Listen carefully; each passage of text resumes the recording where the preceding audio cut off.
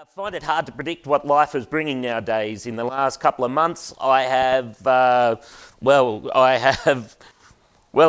spoken at a function to 10,000 school kids. I've sat down and had lunch with Her Majesty. I've been in a slum in Africa. I've sung on Play School. I try and make sure that what I'm doing right now is I am shaking every part of life, and the majority of them are parts of life that I was unable to do while I was racing wheelchairs. I raced wheelchairs for 25 years, since I was 13 years old. I grew up in the bush out in western New South Wales.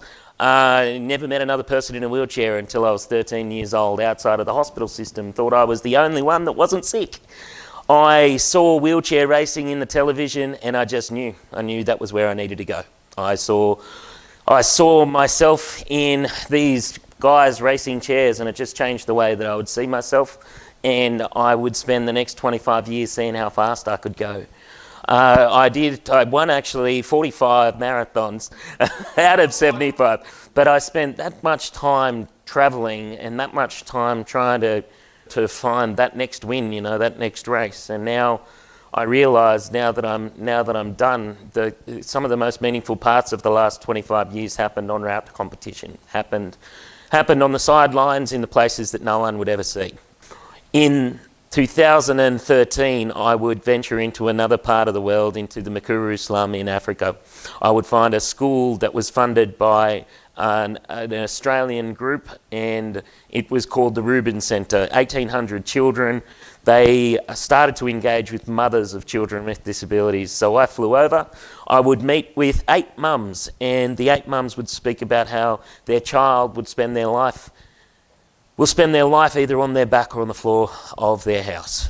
There was no wheelchair, there was no education, there was no hope for them or their child.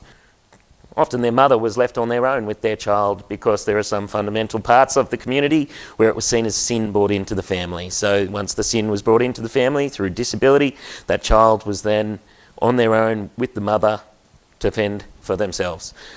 Reuben would create a mother support unit, and over the coming years we would start the Kurt Fearnley Centre. It started with 8 children, 8 of the children of the 8 mothers who started the mother support unit. We now have 75 children in the Kurt Fearnley Centre. They get 5 days a week, 3 meals a day. Every day they wear the same uniform. They are then integrated and mainstreamed throughout the education system within Reuben. It is hands down the most meaningful part of my life. There are certain things that there are certain people that you are around, there are certain things that you get to see that change your world. And for me, I have had the absolute privilege to interact with the community around Mukuru. This year I was able to take my mum there.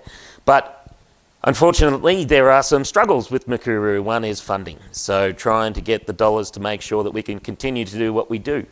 Honestly, whatever dollar goes to the Kurt Fearnley Centre and the Reuben Centre, every dollar hits the ground, every buck. And when it hits the ground, that buck turns into 10. There is a community over there that I will spend a couple of weeks every year for the rest of my life, because there is an energy and a sense of worth and value and just doing good that is worth being a part of.